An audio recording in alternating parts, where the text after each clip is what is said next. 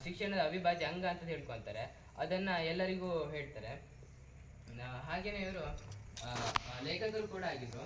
ಹಾಗೆ ಇವರು opinion Indian, ಹಾಗೆ ನವಜೀವನ ಮುಂತಾದ ಪತ್ರಿಕೆಗಳನ್ನೆಲ್ಲ ಬರೀತಾರೆ. ನೋಬೆಲ್ ಪ್ರಶಸ್ತಿ ತಗೊಂಡಂತಹ ನಮ್ಮ ರಾಷ್ಟ್ರಗೀತೆ ಬರೆದಂತಹ ರವೀಂದ್ರನಾಥ್ ಟಾಗೋರ್ ಅವರಿಂದ ಇವರು ಮಹಾತ್ಮ ಅಂತ ಹೇಳಿ ಕರ್ಕೊಂತಾರೆ. ಹಾಗೆ ಇವರು ಜನವರಿ 30ರಂದು ಮರಣ ಹೊಂದ್ತಾರೆ.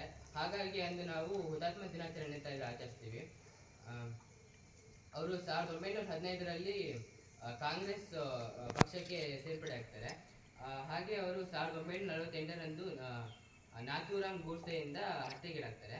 ಆದರೆ ಅವ್ರು ಮಾಡಿರೋ ಎಲ್ಲ ಸತ್ಯಾಗ್ರಹ ಹಾಗೆ ಚಳುವಳಿ ಹಾಗೆ ಭಾರತ